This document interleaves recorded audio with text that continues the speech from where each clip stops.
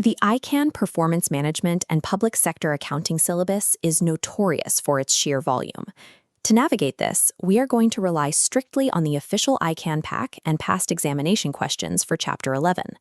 Budgeting and budgetary controls is a critical intersection in your studies. It requires you to memorize extensive theoretical lists while simultaneously executing precise mathematical calculations. So, when this topic appears on your paper, what is the examiner actually looking for? They are testing three core pillars: your ability to define structural frameworks, contrast budgeting methodologies, and calculate specific costs. Mastering this chapter requires active recall. You need a mental filing cabinet so you can extract and deploy the exact facts required under intense exam pressure. At its highest level, a public sector budget is a macroeconomic document designed to promote economic growth. Practically, it serves as a strict guide for allocating scarce government resources to areas of highest priority. Legally, it is a formal request to the legislature, asking for the authority to collect and disperse public funds. The NCOA has 6 segments. First, administrative identifies the entity. Second, economic classifies the expense type. Next, functional details the socio-economic objective. Program outlines institutional goals. Fifth, fund identifies the financing source. Finally, geographical pinpoints the location. A common exam trap is confusing the functional and program segments. Functional refers to high-level socio-economic goals, while program deals with the specific actionable objectives of the institution. Examiners frequently test your knowledge of this exact sequence. Writing these segments out of order guarantees lost marks. Once the coding framework is set, the government must choose a budgeting methodology. The baseline is traditional or line item budgeting. Also known as incremental budgeting, this method takes last year's figures and simply adds a percentage for inflation. It blindly carries past inefficiencies forward. To solve this, organizations use zero-based budgeting, or ZBB. The budget is wiped to a blank slate. Every line item is justified from zero annually. Implementing ZBB requires a strict sequence. Step 1. Identify specific decision units. Step 2. Break them into distinct decision packages detailing costs and benefits. Steps 3 and 4. Evaluate each package's cost-benefit ratio, then rank them by priority. Step 5. Management funds the packages starting from the top of the ranked list, stopping when the available resources run out. The examiner tests ZBB's disadvantages. The primary hurdle is bureaucratic resistance.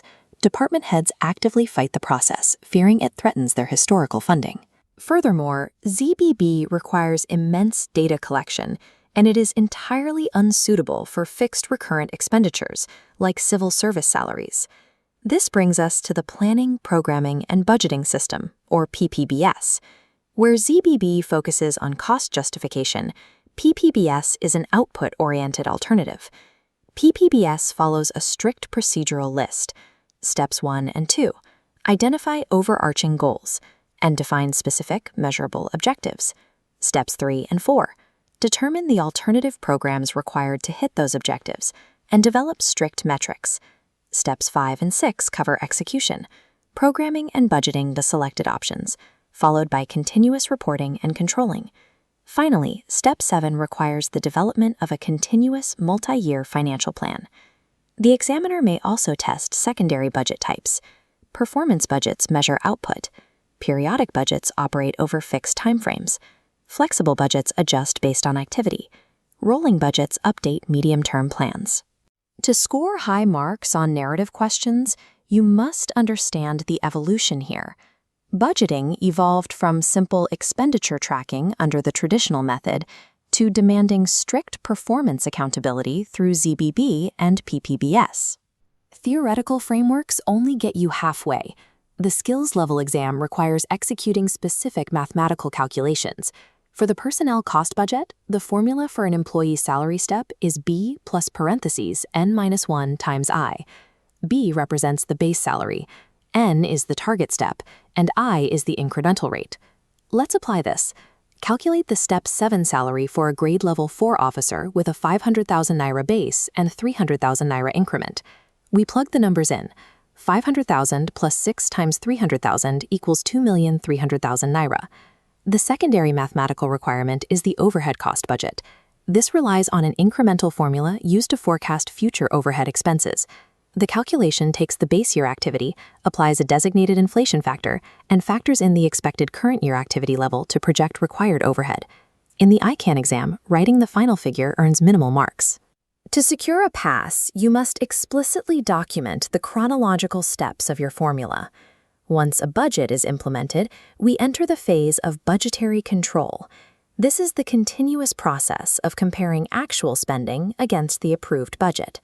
The outcome of this comparison is the extraction of financial variances, which highlight exactly where an entity overspent or underspent. To ensure variances are reported with total transparency, governments rely on IPSAS 24. This is the standard governing the presentation of budget information in financial statements. IPSAS 24 requires precise terminology. First is the approved budget, the exact expenditure authority derived from law. Second is the final budget, the original budget adjusted for authorized reallocations and supplementary appropriations. Third is the comparable basis. Actual financial amounts presented must use the exact same accounting basis and classification framework as the approved budget. Under IPSAS 24, entities must present this comparison either as a completely separate financial statement or as additional distinct columns within their primary financial statements. Crucially, entities must explicitly disclose and explain any material changes between the original and final budgets in their notes. IPSAS 24 is the mechanism that takes an internal planning document and transforms it into a legally binding framework for public accountability. Let's switch into exam mode right now and test your mental filing cabinet against some recent past papers.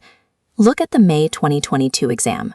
The prompt asks you to enumerate 4 steps for budgeting with the NCOA. Recall the strict sequence. Start by identifying the government institution, then the economic items, followed by the functions and programs. Do not mix the order, or you will forfeit marks. Now look at the November 2023 paper, which simply asks you to explain the zero-based budgeting system. Avoid generic phrasing like starting from scratch. The examiner wants the specific terminology decision packages to award full marks. In May 2024, candidates were asked to outline the 7 steps of PPBS. This requires total completeness. You must list everything from identifying goals to developing a multi-year financial plan. You now have a strict structural approach to Chapter 11.